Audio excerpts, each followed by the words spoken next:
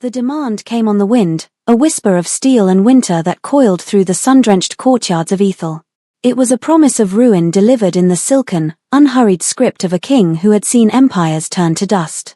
King Thorn of the Umbral Court, the Shadow of the North, the vampire king whose name was a curse on the lips of children, demanded tribute. Not gold, not grain, not soldiers for his deathless armies. He demanded the jewel of Ethel. He demanded Princess Isolde. In the great hall, silence became a physical presence, a weight that pressed down on every gilded cornice and every trembling courtier. The air, thick with the scent of beeswax and wilting roses, grew thin and cold, as if the northern chill had followed the messenger's scroll. King Theron, his face the color of old parchment, stared at the elegant, cruel letters. His hands, usually so steady on the hilt of his ceremonial sword, shook with a fine, pathetic tremor. Isolde, his eldest, stood beside the throne, a perfect statue carved from moonlight and honey. Her beauty was the kingdom's pride, a living ballad sung by poets from the sea to the mountains. Her hair was spun gold, her eyes the color of a summer sky, her skin so luminous it seemed to mock the mortal flesh of others. She was, in every sense, the jewel. And now, she was to be payment for a peace that felt more like a prelude to extinction. A tear, perfect and crystalline, traced a path down her cheek. It was the only sign of her terror, a single flaw in her flawless composure. Further back, in the shadows cast by a great stone pillar, Princess Amora watched. She was the other one. The second daughter, the afterthought. Where Isolde was light, Amora was shade. Her hair was a dark, unruly river of brown, her eyes the color of moss and earth, her skin kissed by the sun from the hours she spent in the gardens, away from the stifling propriety of the court. She was not uncomely, but in the blinding presence of her sister, she was rendered invisible. She was the sensible one, the quiet one, the one with ink stains on her fingers and dirt under her nails. She was the lesser. And she loved her sister with a ferocity that was the one truly beautiful thing about her. She watched Isolde's perfect tear and felt a rage so pure it burned the air in her lungs.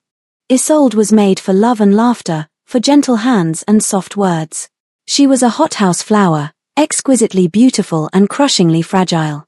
The north, with its jagged peaks of ice and its sunless king, would shatter her. The thought was not a thought at all, but a physical blow, a certainty that stole Amora's breath. She saw it all in a horrifying flash, Isolde's light extinguished, her laughter silenced, her beauty broken and discarded in the eternal twilight of Thorn's castle. No. It could not be.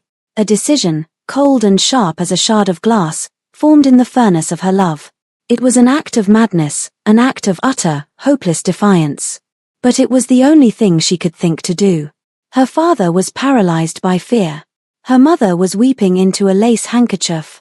The court was a gallery of wax figures, frozen in their own selfish terror. No one would save Isolde. So she would have to. A single, shuddering breath. That was all the warning Amora gave herself. She broke from the line of trembling courtiers, the rustle of her simple wool dress a desecration in the ringing silence. The marble floor was a shock of cold through her thin slippers as she fell to her knees before the obsidian throne where the vampire king's envoy stood, a creature as pale and still as the winter itself. She did not look at the envoy. She looked past him, as if she could see through his dead eyes to the monster who had sent him. She bowed her head, her dark hair spilling over her shoulders, and pressed her forehead to the frigid stone. The gesture was one of absolute submission, a groveling that sent a murmur of shame and shock through the assembled nobles. Her voice, when it came, was not a scream but a low, desperate prayer, raw and shaking but threaded with steel. Take me instead. The words fell into the silence and shattered it. Her father gasped. Isolde made a small, wounded sound. The envoy, who had not so much as blinked through the entire proceeding, slowly lowered his gaze to the crumpled figure at his feet. Amora pushed herself up, just enough to meet his gaze. She had to make them understand. She had to sell this desperate, foolish bargain. My sister, she is the jewel of our kingdom. She is precious. She is meant for the sun. Amora's hands clenched into fists on the floor. I am not. I am strong. I am practical. I can work. I can serve. I will not break. Please. The last word was a whisper of pure agony. She will be of no use to your king. Her heart is too soft. But I I will do whatever he asks. My life, my freedom, for hers. A tribute for a tribute. She was offering herself up like a lamb, a plain, brown lamb in place of the golden fleece. It was a pathetic offer. A ridiculous exchange. She knew it. But it was the only coin she possessed.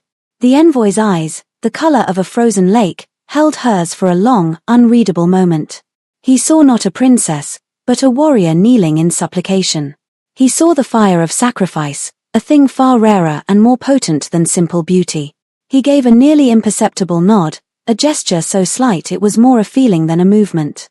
Then he turned and left the great hall without another word, his cloak a whisper of shadow in his wake. Amora remained on her knees, the cold of the marble seeping into her bones, her heart hammering a frantic, terrified rhythm against her ribs. She did not know if she had just saved her sister or condemned them both. She only knew that the silence that returned was different. It was no longer the silence of fear. It was the silence of a held breath, waiting for the fall of a northern axe. And she, the lesser sister, had just placed her own neck upon the block. The departure was a hurried, shameful affair. There was no grand procession, no tearful farewells from a grateful kingdom. There was only the grim finality of a carriage, black as a starless night, waiting in the pre-dawn gloom.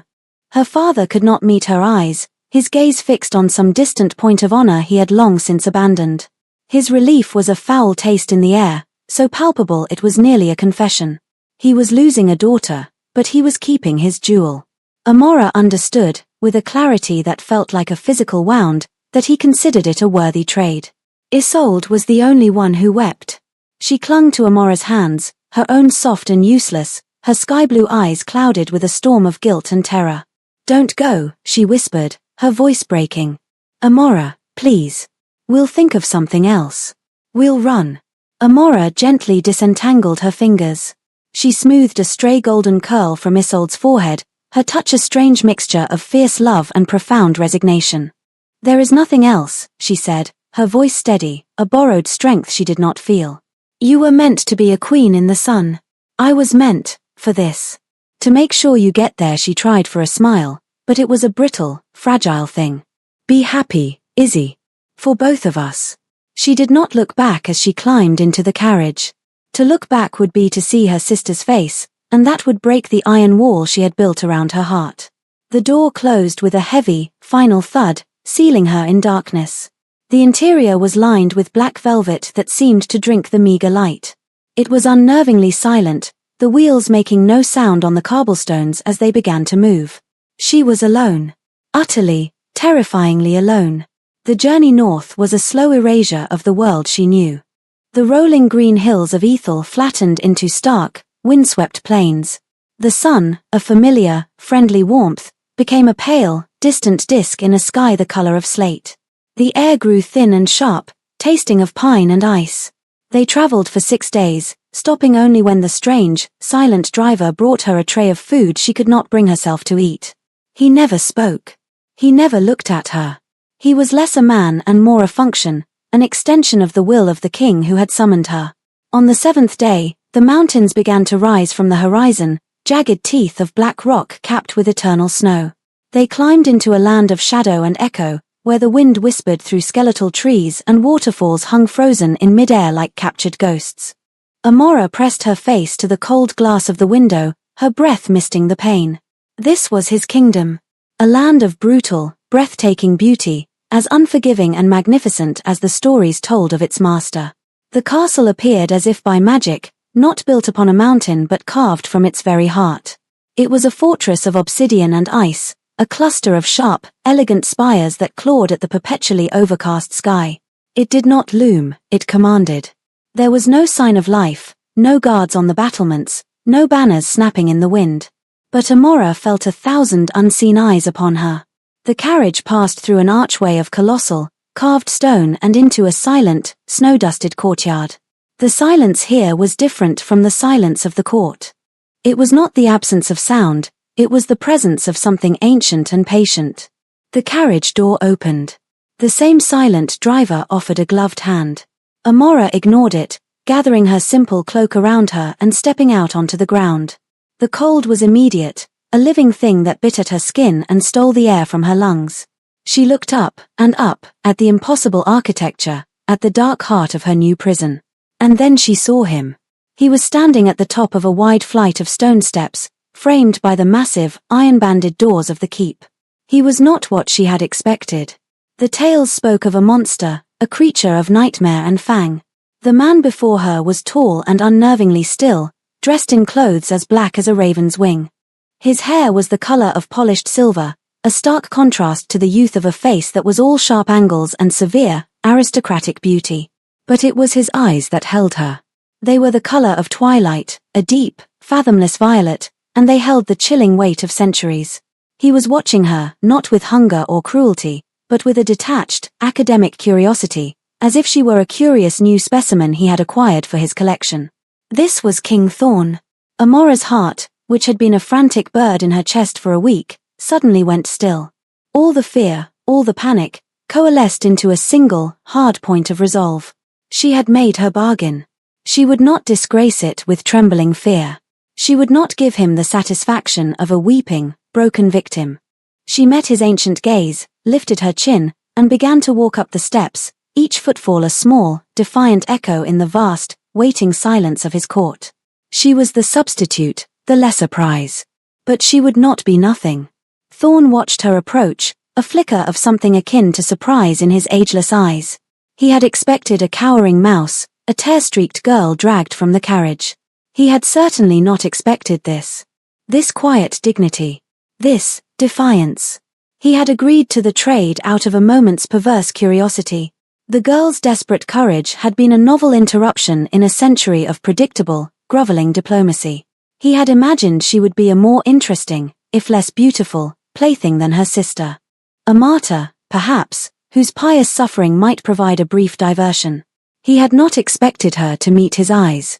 She stopped on the step below him, forcing him to look down, yet somehow the angle did not diminish her. She was close enough now that he could see the faint smattering of freckles across the bridge of her nose, a dusting of sun on a face that belonged in this land of eternal twilight. She smelled of winter air and something else, something green and alive. "Your Majesty," she said. Her voice was low and clear, without the quaver he had anticipated. She did not curtsy. She simply stood, a small, dark figure against the backdrop of his immense, silent castle, waiting. The silence stretched. Thorn let it, a tool he had honed over centuries to unnerve kings and break ambassadors. He used it now to measure her. He watched for the tremor in her hands, the flicker of fear in her earth-brown eyes, the instinct to bow her head in submission. None came. She simply waited, her gaze unwavering. It was intriguing. "You are not what I was promised," he said finally, his voice a low resonance that seemed to vibrate in the very stones beneath her feet. It was the first time she had heard him speak, a voice like crushed velvet and falling night. Amora's chin lifted another fraction of an inch. "No, Your Majesty. I am not. Your prize was too precious to be surrendered. I am the price that could be paid." There was no self-pity in her tone, only a statement of fact, as cold and hard as the mountain around them.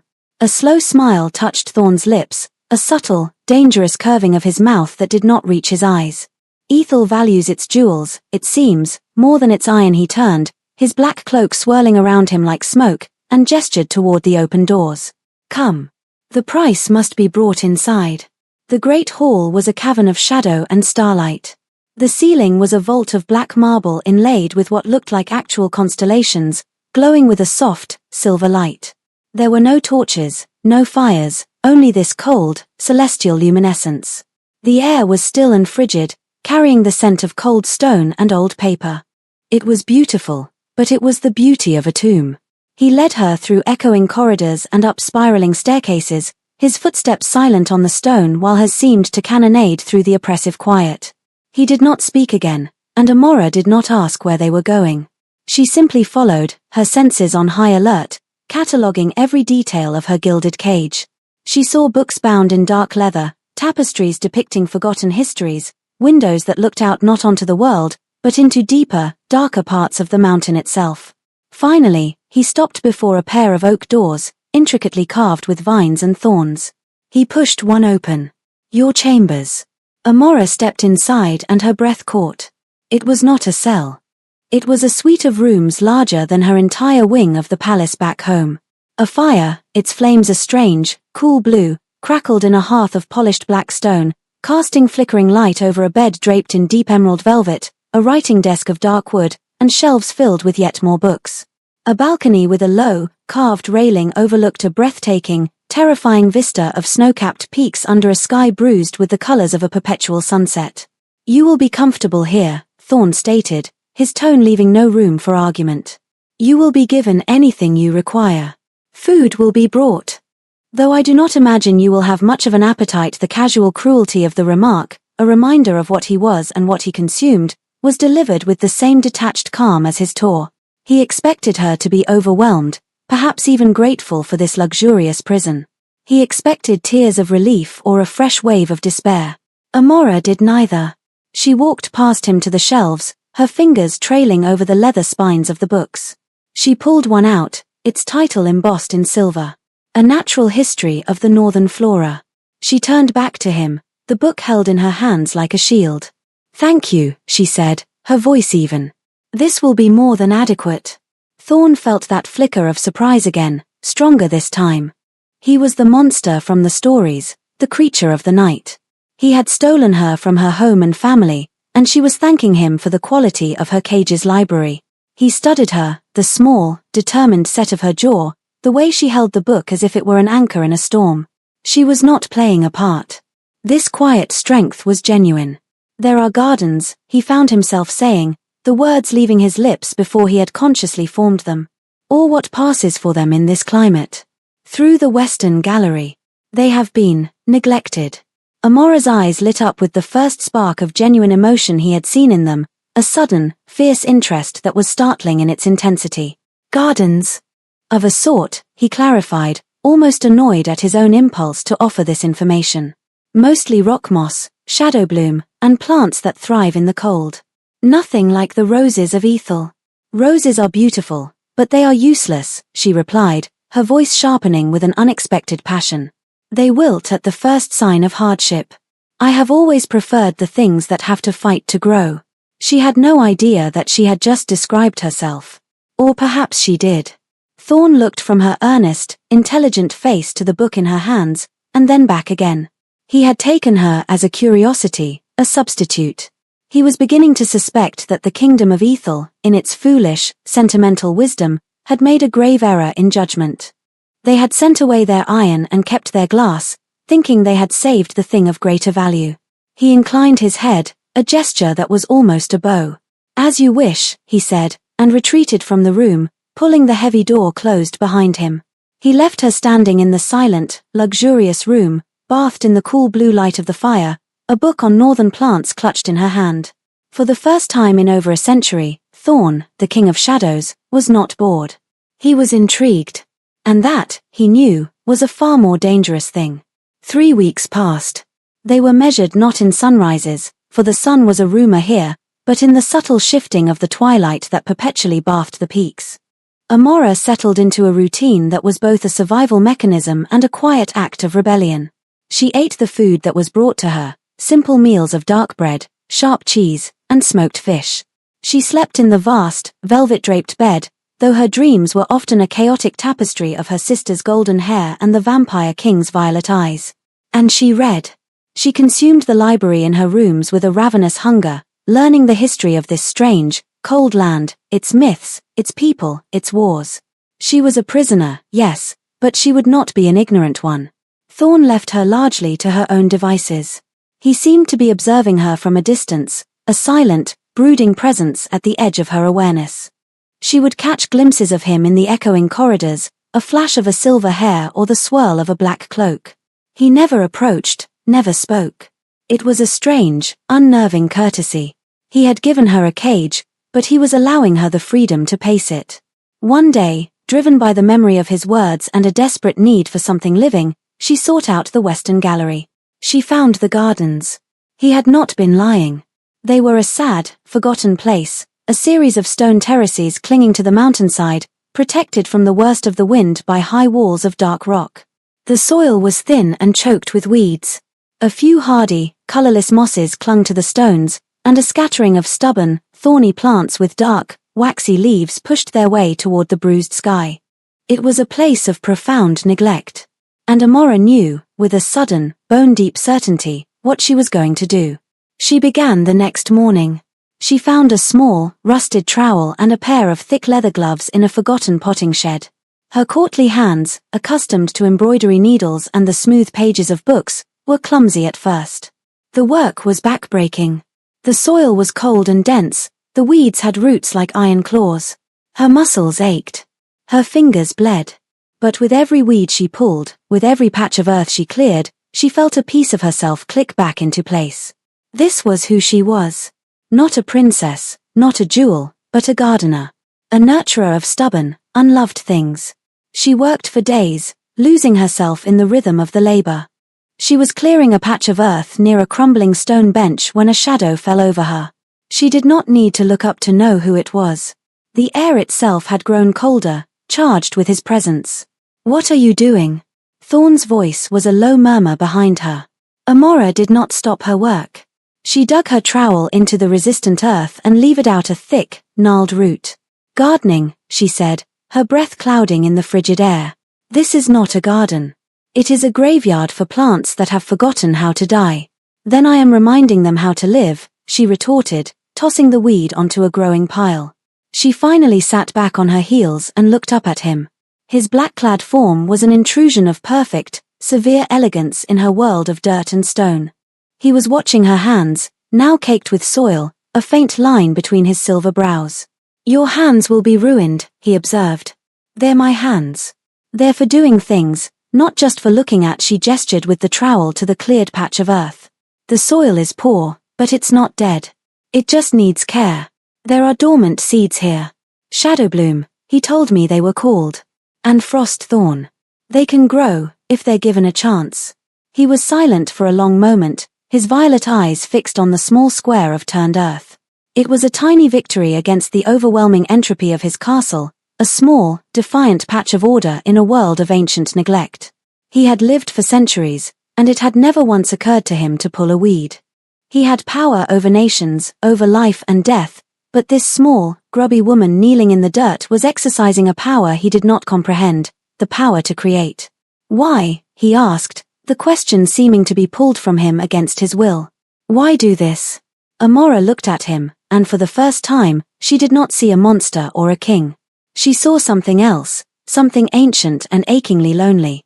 She saw a man presiding over a kingdom of beautiful, dead things. "Because it is better to build something than to break it," she said softly. "And because everything, even here, deserves a chance to grow." That was the first crack in the wall between them. It was not a grand speech or a dramatic confrontation, but a quiet moment in a dying garden. He did not offer to help. He did not praise her.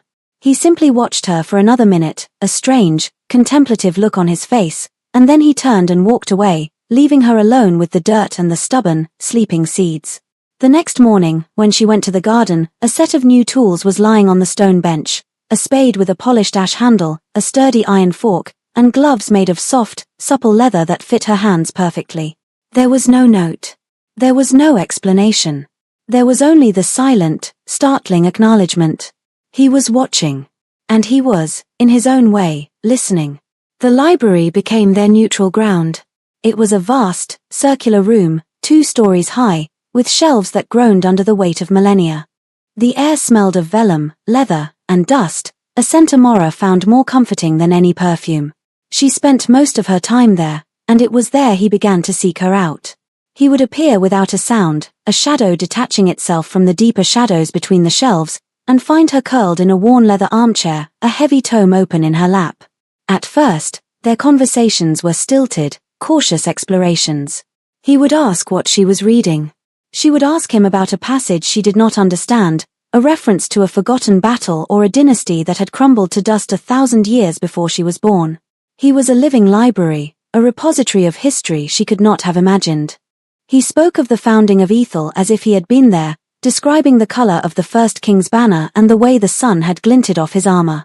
He spoke of politics and philosophy, of art and war, with the weary, encyclopedic knowledge of one who had seen it all, time and time again. Amora, in turn, was a surprise to him. She did not ask him the questions he was used to, questions born of fear or morbid curiosity about his nature. She did not ask how many he had killed or what it was like to drink blood. Instead, she asked him why. Why had he allied with the Sunstone Empire in the Third Age? Why had he commissioned the northern frescoes from a disgraced Florentine artist? She engaged with his mind, not his monstrosity. One evening, she found a book on celestial cartography. The star charts were complex and beautiful. The ceiling in the great hall, she said, not looking up from the page as he materialized near her chair. It's not just decoration, is it? It's a real map of the heavens. It is, he confirmed, his voice a low rumble. As they were, 10,000 years ago. The constellations shift, over time. Why that specific night? She asked, tracing a silver spiral with her finger. He was silent for so long she thought he would not answer. When he finally spoke, his voice was different, stripped of its usual ironic distance. It was the night I was made. Amora looked up at him. The cool, magical light of the library's enchanted globes softened the sharp planes of his face, making him look younger, more vulnerable. She saw not the vampire king, but the man he had been, 10,000 years ago, on the night his world had ended and begun again. I'm sorry, she whispered, the words inadequate but heartfelt. Thorn gave a short, mirthless laugh. Do not be. Pity is a useless emotion. He walked to one of the high arched windows that looked out into the mountain's dark heart. I was a scholar. A prince of a kingdom whose name is no longer even a memory. I sought knowledge above all else. I made a bargain for eternal life, believing it would grant me eternal time to learn. And did it? Amora asked gently. He turned from the window, his violet eyes seeming to absorb all the light in the room. It gave me eternal time, he said, his voice flat. But I had forgotten that knowledge is meaningless without connection. It is just data. A collection of facts in a cold, empty room. I have read every book in this library 100 times. I have seen civilizations rise and fall like the tide. And I have been utterly, profoundly alone through all of it. It was a confession of such staggering loneliness that it left Amora breathless. She saw him then, truly saw him for the first time, a prisoner just as surely as she was, but his cage was infinitely larger, built of time itself. He had taken her to assuage his boredom, but what he truly craved was not a distraction, but a witness. Someone to see him, the man buried beneath the monster and the king. She closed the book and set it carefully aside. Tell me, she said, her voice soft but firm. Tell me the name of your kingdom. He looked at her, and for a fleeting, impossible moment, the ancient weariness in his eyes was replaced by a flicker of something like hope. And so he did. He spoke a word in a language long dead, a name that tasted of sunlight and sea salt and a life he could barely remember. And Amora listened, and in that vast, silent library, surrounded by the ghosts of 10,000 years, a fragile, impossible bridge was built between them, spun from the shared thread of their solitude. Amora began to see the other side of him, the king beneath the captor. She had asked for access to the castle's archives, a request he had granted with a raised eyebrow and a flicker of amusement. She spent her days there, amidst the dry, dusty scent of aging paper, piecing together the true history of the Umbral Court. It was not the blood-soaked chronicle of horror she had been taught to expect. There were treaties, trade agreements, and letters of state. There were records of famine relief sent to struggling mountain villages, judicial rulings that showed a surprising degree of fairness, and architectural plans for aqueducts and granaries. He was not just a predator, he was a ruler. A steward of his cold, hard land and its pale, quiet people. One afternoon, she was returning from the archives when she heard voices coming from a chamber off the main hall. The doors were slightly ajar. Curiosity, a trait she had in abundance, compelled her to stop and listen. Inside, Thorn was holding court. It was not a grand affair like her father's, filled with pomp and flattery. There were only two others present, gaunt-faced men with the hard, weathered look of the northern mountain clans. They stood before him, their heads bowed not in terror, but in respect. The ice floes have shifted early, my king, one of the men was saying, his voice rough. It has cut off the eastern pass. The village of Greyfell will be without supplies before the next moon. Thorn stood before a massive map carved into the surface of a stone table. He leaned over it, his silver hair falling forward, tracing a line with a single, elegant finger. "The old tunnels beneath the dragon's tooth," he said, his voice devoid of emotion but sharp with authority.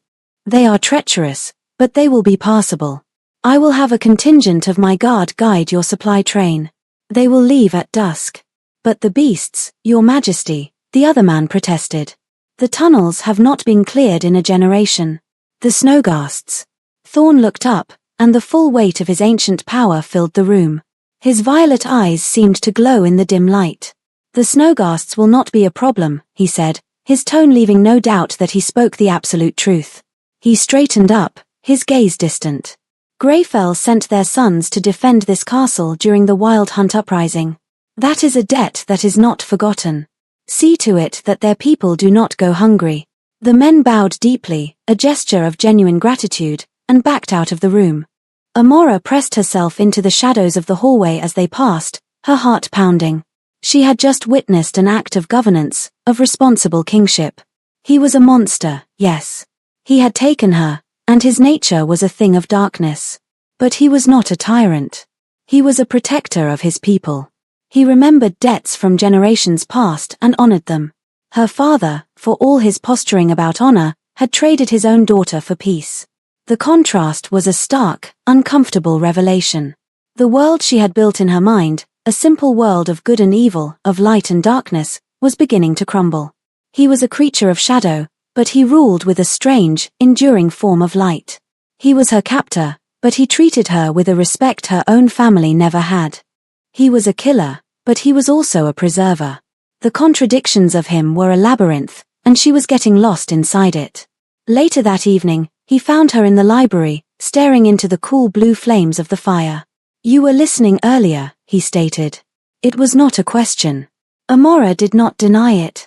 She turned from the hearth to face him. "You are a better king than my father," she said, the words coming out before she could stop them. A look of genuine surprise crossed his features. "He is a king of men. He rules a land of sun and plenty. I rule a kingdom of rock and shadow. We are not comparable." "He would have let the village starve," Amora said, her voice low and fierce. "He would have spoken of the cost, of the danger to the soldiers. He would have found a dozen reasons why it was impractical to help.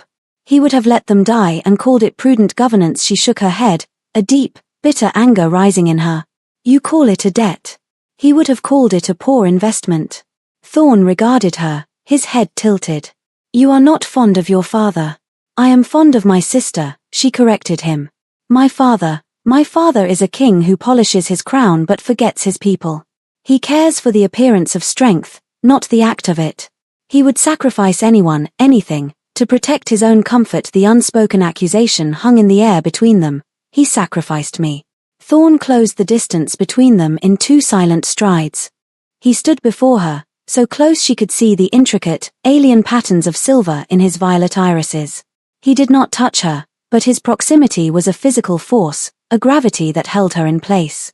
"And you," he said, his voice a soft, dangerous whisper.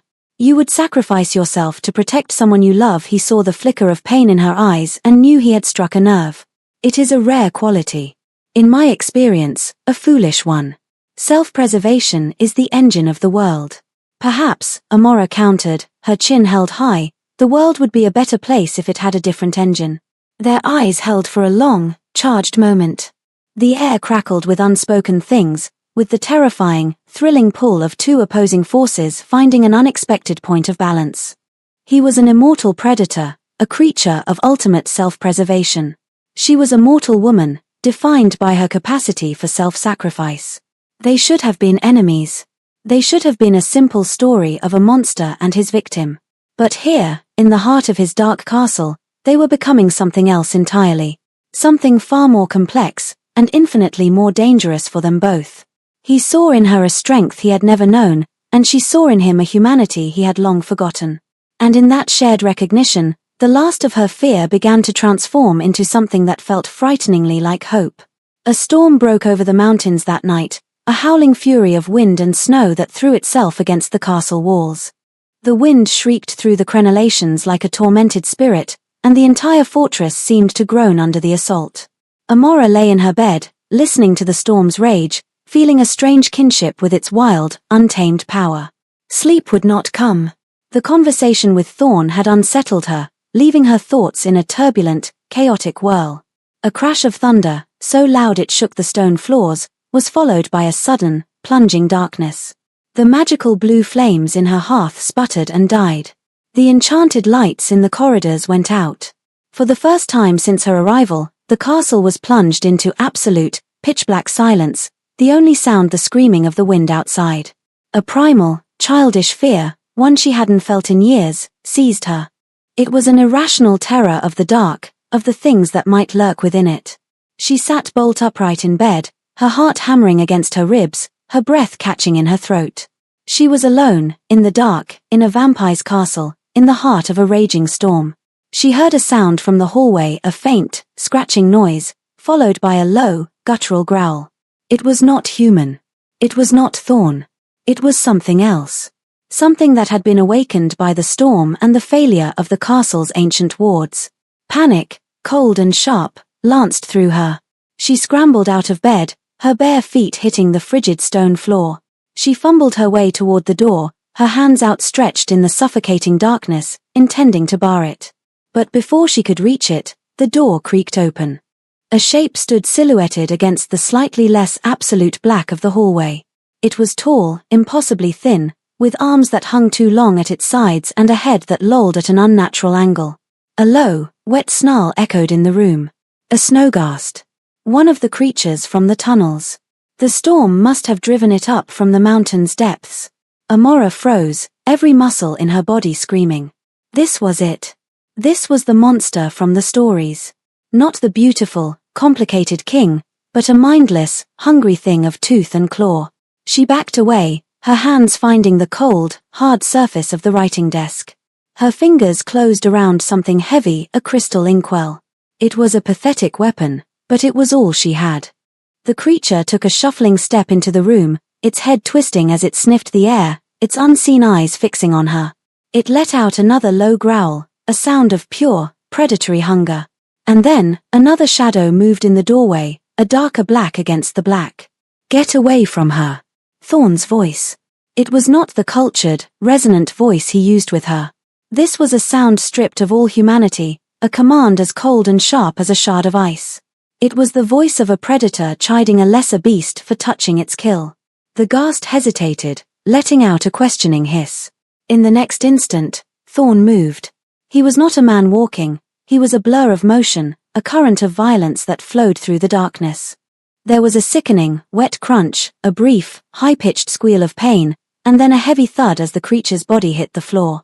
Silence returned, absolute and profound, broken only by Amora's ragged breathing and the howl of the wind.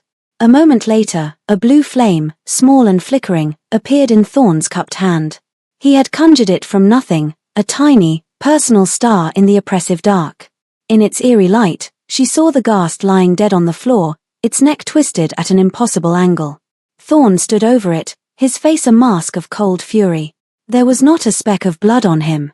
He turned his gaze to her, and his expression softened almost imperceptibly as he took in her state. She was backed against the desk, clutching the inkwell like a dagger, her eyes wide with terror, her nightgown a pale splash of white in the gloom. He took a step toward her, and she flinched. He stopped immediately, the magical flame in his hand casting long, dancing shadows on his face. "I am not going to harm you," he said, his voice regaining its familiar, controlled cadence. "What was that?" she whispered, her voice trembling. "A pest," he said with dismissive contempt. "The storm sometimes disturbs them. The castle's wards should have kept it out. They must be failing." He looked at her again, at the way she was shivering, and a flicker of something unreadable crossed his face. He walked not to her, but to the large, carved chest at the foot of her bed. He opened it and pulled out a heavy cloak, one lined with dark fur. He walked back to her, moving slowly, deliberately, as if approaching a frightened animal. He did not speak. He simply held the cloak out. After a moment's hesitation, Amora dropped the inkwell, the crystal making a sharp clatter on the floor. She allowed him to drape the heavy garment over her shoulders. The fur was incredibly soft, and it held a residual warmth that seemed to seep directly into her chilled skin.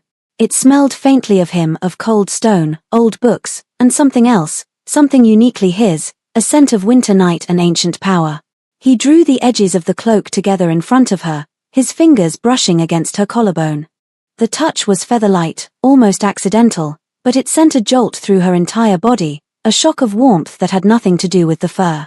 His hands were impossibly cold, the touch of a marble statue, but the feeling it ignited in her was anything but. She looked up into his face, illuminated by the small, magical flame he still held. His violet eyes were fixed on hers, and in their depths, she saw a maelstrom of emotions she could not name. Possession, protection, and something else, something deeper and more terrifyingly tender. He had killed the monster. He had brought her light in the darkness. He had wrapped her in his own warmth. He was her captor. He was her protector. The line between the two had just been irrevocably, terrifyingly erased. He did not move away. He stood before her, his hands still resting on the collar of the cloak, their faces inches apart. The storm raged outside, and the dead creature lay on the floor, but in this small circle of blue light, the world had shrunk to the space between them. The silence was no longer empty, it was filled with the frantic beating of her heart and the weight of 1,000 unspoken, impossible things. He had claimed her with this single, simple gesture of care, and she, trembling in the protective darkness of his cloak, had let him. The storm passed, and with it, the immediate sense of crisis. The castle's magical lights returned, the halls fell silent once more, and the body of the Snowghast vanished as if it had never been. But the intimacy of that moment in the darkness lingered, a tangible presence that altered the very air between them. Thorn became a more constant fixture, no longer a fleeting shadow but a steady presence. He would join her in the gardens, watching in silence as she coaxed green shoots from the cold earth. He would sit with her in the library, not always talking, but simply sharing the space, the quiet companionship, a new and fragile language they were both learning. Amora found herself forgetting, for long stretches of time, that she was a prisoner. The fear that had been her constant companion for weeks had been replaced by a complex, bewildering array of new emotions. She felt a deep, resonant connection to his ancient loneliness, a startling admiration for his stern sense of duty, and a terrifying, undeniable attraction to the man himself. She saw the moments of vulnerability he let no one else see, the weary line of his shoulders as he studied his maps, the faint, sad smile that touched his lips when she described the raucous, chaotic warmth of her sister's last birthday party. One morning, a month after the storm, one of Thorn's silent, pale-faced servants delivered a small, sealed packet to her rooms. It was a letter. The wax seal was the crest of Ethel. Her heart leaped into her throat. It was from Isolde. Her hands trembled as she broke the seal. The letter was short, the usually perfect script blotched in places, as if with tears. Dearest Amora, I hope this finds you well. I pray for you every day. Father says the arrangement is for the best, that the kingdom is safe because of you. He says you are being treated as a guest of honor. I hope he is right. It is so quiet here without you. The gardens are overgrown. No one knows how to care for them properly. I miss your scolding and your laughter. I miss you. Please be safe. Please know that I love you. Your sister, Isolde. Amora read the letter 3 times, a wave of homesickness and love so powerful it made her ache. She could picture Isolde perfectly, sitting at her delicate writing desk, a single perfect tear falling onto the page. She missed her. She missed the sun, the scent of her mother's roses, the familiar, comforting weight of her old life. She was standing on her balcony, the letter clutched in her hand, staring out at the jagged peaks when Thorn found her. The wind whipped a strand of her dark hair across her face, and she didn't bother to brush it away. News from home? He asked. He did not need to see the letter to know. Her entire posture radiated a sorrow that was a foreign country in his castle.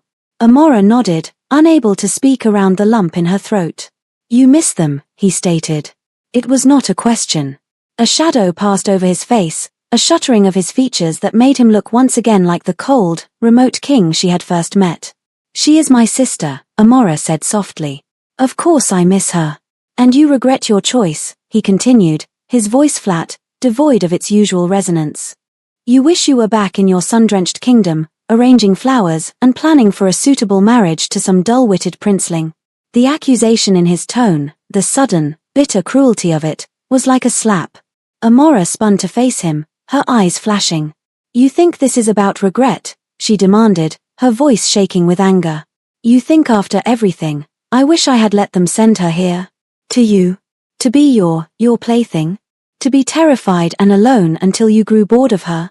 I would make the choice again, 1,000 times over, to spare her that." "And what of you?" he pressed, taking a step closer, his form blocking out the pale light. "Are you not terrified and alone?" "I am not Isolde," she cried, the words torn from her. "I am not made of glass. I am not afraid of the dark. And I am not alone." The final words hung in the air, a confession she had not meant to make. The anger drained out of her as quickly as it had come, replaced by a horrified realization of what she had just admitted. She looked at him, her heart pounding, and saw that his face was a storm of conflicting emotions. The cold mask was gone, replaced by a raw, naked vulnerability that mirrored her own. He thought she wanted to leave. He believed that, given the chance, she would flee back to her old life without a second thought. He saw her love for her sister as a rejection of him, of this strange, fragile world they had built together. He was immortal, powerful, a king of shadows, and in that moment, he looked as terrified of being abandoned as any mortal man. "Amora," he began, his voice rough with an emotion she couldn't decipher. But she didn't let him finish. She couldn't bear the chasm that had opened between them. Before she could think, before she could lose her nerve, she closed the distance between them, rose up on her toes, and pressed her lips to his. It was a kiss born of desperation and a fierce, defiant tenderness. His lips were cold as marble, but the shock of it was electric. For a moment, he was utterly still, frozen in surprise. Then, with a low sound deep in his chest, a groan that was equal parts agony and relief, he responded. His arms came around her, pulling her tight against him, and his mouth softened against hers. The kiss deepened, changing from a desperate plea to a conversation, a discovery. It was not the kiss of a monster claiming his victim. It was a kiss of devastating, heartbreaking equality. A meeting of two solitudes, a collision of shadow and a stubborn, earthy light. When they finally broke apart, they were both breathless. Amora rested her forehead against his chest, the cold of his body a strange comfort. He stroked her hair, his touch infinitely gentle. The letter from Isolde was still crumpled in her hand, a fragile link to a life that no longer felt like her own. She had come here to save her sister, but somewhere in the darkness, in the silence, in the shared intimacy of a dying garden and a forgotten library, she had accidentally, impossibly, saved herself. And in doing so, she had found something she had never known she was looking for. The arrival of the royal delegation from Ethel was unannounced. They came in a gilded carriage that looked garish and foolish against the stark black rock of Thorn's domain, their bright silks and polished armor an affront to the monochromatic landscape. Amora saw them from the library window, a knot of dread tightening in her stomach. She knew, with a sick certainty, why they were here. Thorn was summoned, and he requested her presence in the great hall. She walked at his side, not behind him, a small but significant shift in their dynamic that was not lost on the pale, silent servants who watched them pass. She had shed her simple wool dress for one of deep emerald velvet that he had gifted her, a color that brought out the green in her moss-colored eyes. She wore no jewels, save for the fierce, protective set of her jaw. They entered the hall to find her father, King Theron, standing in the center of the vast, starlit chamber. He was flanked by his guards, and standing slightly behind him, looking small and terrified, was Isolde. Her golden hair was a beacon of sunlight in the gloom, her sky-blue dress a painful reminder of the world Amora had left behind. King Theron puffed out his chest, attempting a posture of regal authority that looked merely pompous in the intimidating grandeur of Thorn's hall. "King Thorn," he began, his voice attempting a boom that only resulted in a weak echo. "I have come to correct a grave error." Thorn did not move. He stood beside his throne, a silent, obsidian pillar of a man, his violet eyes fixed on the visiting king. He did not invite them to be seated. He did not offer any pleasantries. He simply waited. Emboldened by the silence, her father continued, his words slick with a practiced, political charm. "A misunderstanding. My youngest, in a fit of overwrought, sisterly affection, offered herself in place of her elder. A noble, if foolish, gesture. But the tribute demanded was the jewel of Ethel. My daughter, Isolde, he gestured grandly toward the golden princess, who flinched at the attention. I have brought her to you now, to fulfill our agreement. The true tribute. You may return the substitute. There will be no harm done, no slight perceived. We shall consider the matter closed. He smiled, a smug, self-satisfied expression. He believed he was being magnanimous. He was offering Thorn the prize he had originally wanted, condescending to take back the lesser goods. He spoke of Amora as if she were a faulty piece of merchandise, a thing to be exchanged. Amora felt a humiliation so profound it threatened to suffocate her. She could feel the eyes of her father's guards on her, could feel Isolde's pitying gaze. In this moment, she was once again the shadow, the afterthought, the price that could be paid and, apparently, refunded. She stared at the floor, her hands clenched into fists at her sides, waiting for Thorn's inevitable agreement. Of course he would agree. Why would he keep the plain, brown sparrow when the golden songbird was finally in his grasp? He had gotten what he wanted from her, a cure for his boredom.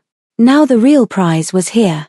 She braced herself for the dismissal, for the cold words that would send her back to a home that had never truly felt like one, to a life of invisibility and quiet desperation. And then, Thorn laughed. It was not a loud sound. It was a low, dark chuckle that seemed to come from the very depths of the mountain. It was a sound of pure, incredulous amusement, and it cut through her father's smug pronouncements like a scythe. King Theront's smile faltered. Your Majesty. Thorn moved. He stepped down from the dais and walked to where Amora stood, frozen in her misery. He reached out and, taking the heavy, fur-lined cloak from the back of his throne, he draped it around her shoulders. It was the same cloak from the night of the storm, the same gesture of possession and protection. He drew it closed, his fingers brushing her throat, and then he left his hand resting on her shoulder, a firm, proprietary weight. He turned to face her father, his eyes no longer amused, but blazing with a cold, terrifying fire.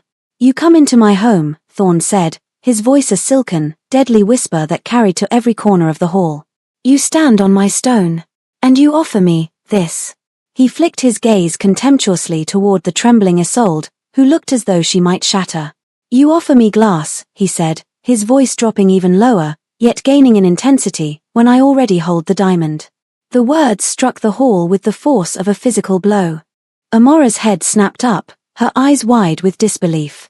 Her father stared, his mouth agape, comprehension dawning on his face with agonizing slowness. Isolde gasped, a small, wounded sound. Thorn's gaze softened as he looked down at Amora. He saw the shock in her eyes, the dawning, fragile hope. He had seen her strength, her fire, her intelligence. He had seen her create life in a dead garden and stand fearlessly in the face of his darkness. She was not a substitute. She was a revelation. He turned his burning gaze back to King Theron. Your jewel is beautiful, but she is brittle. She would have broken in a week. This one, he said, his hand tightening almost imperceptibly on Amora's shoulder, this one has a spine of iron and a heart of fire. She is not a prize to be displayed. She is a queen to rule at my side. He reached up and his fingers gently touched Amora's cheek, his thumb stroking her skin. You made your choice, King of Ethel. You chose your pretty, shining ornament. You discarded the treasure. A foolish bargain. One you will now live with. He looked past her father, his voice rising to a regal command that brooked no argument. Leave.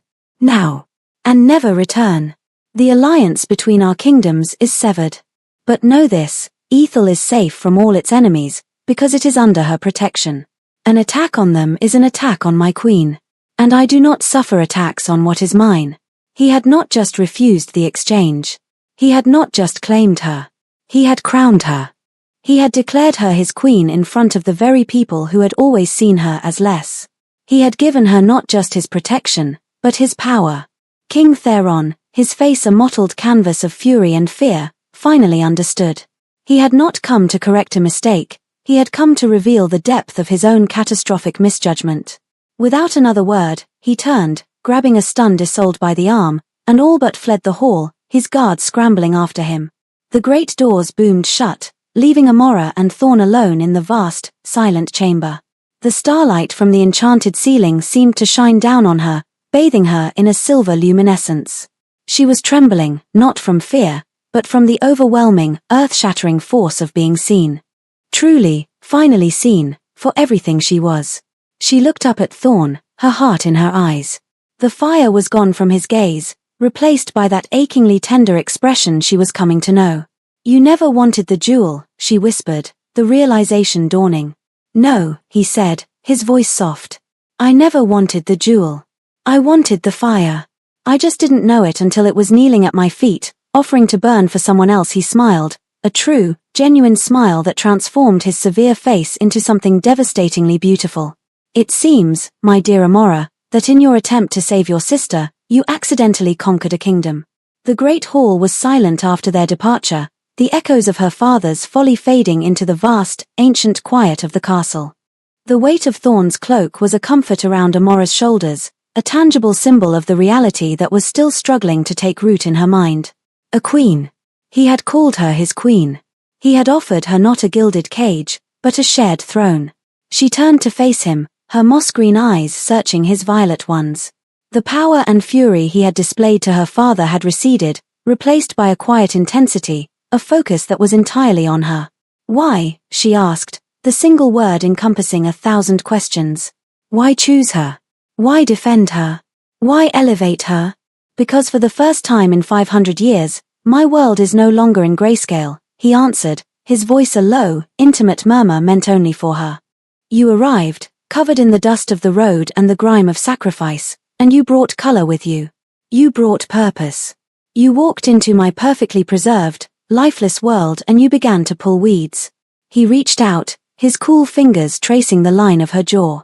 "I have been surrounded by sycophants and enemies for centuries. I have known fear, and I have known obedience. But I had forgotten what it was to be challenged. To be surprised. To be, intrigued." His thumb brushed across her lower lip, a touch that was both possessive and reverent. "You did not just accept your fate. You wrestled with it. You tended my dead gardens, you organized my forgotten archives, you faced down my nightmares. You looked upon a monster and did not flinch, but instead asked him the name of the home he'd lost." His hand fell to her shoulder, his grip gentle but firm. "Isolde is the sun.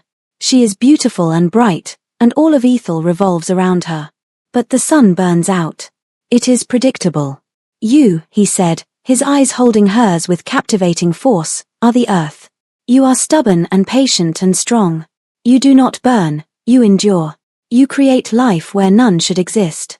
What fool would choose a fleeting, fiery star when he could have the world itself?" Tears welled in Amora's eyes, but they were not tears of sorrow or fear. They were tears of overwhelming, cathartic release. Every moment of her life she had been the lesser, the shadow. Her own father had seen her as disposable. But this ancient, powerful, magnificent creature saw her as the world. "I am not a queen," she whispered, the words thick with emotion. "I don't know how to be. I have not had a queen for 3,000 years, he replied, a faint, wry smile on his lips. "I am out of practice myself. We will learn together." He led her toward the throne, a massive thing of carved obsidian that had always seemed so intimidating. Now, it just looked like a chair. He did not sit, but stood before it, turning her to face him. "This is not a prison, Amora," he said, his voice earnest. "Not anymore. It is your home, if you will have it. Your kingdom, if you will help me rule it. I am offering you not just my name, or my protection. I am offering you my eternity. All of my vast, empty years. Fill them. Argue with me. Read with me. Plant your stubborn flowers in my snow. Be the fire in the heart of my winter. Be my queen." It was the furthest thing from a demand. It was a plea, the most profound and vulnerable request she had ever heard. The vampire king, the shadow of the north, was asking. Not taking. She thought of her life in Ethel, a life of being overlooked, of shrinking herself to make room for her sister's light. She thought of the future she would have faced, a quiet, loveless political marriage, a life of silent, dutiful obsolescence. And then she looked at the man before her, who had seen past the plain facade to the iron core of her, who called her a diamond when her own family had seen her as glass. She raised a hand, her fingers no longer caked with dirt but still practical, still strong, and laid it against his chest. She could not feel a heartbeat, but she could feel him, the steady, ancient presence of him. Yes, she said, her voice clear and strong, a sound of absolute certainty in the quiet hall. A look of profound relief washed over his features, smoothing away the last lines of ancient weariness.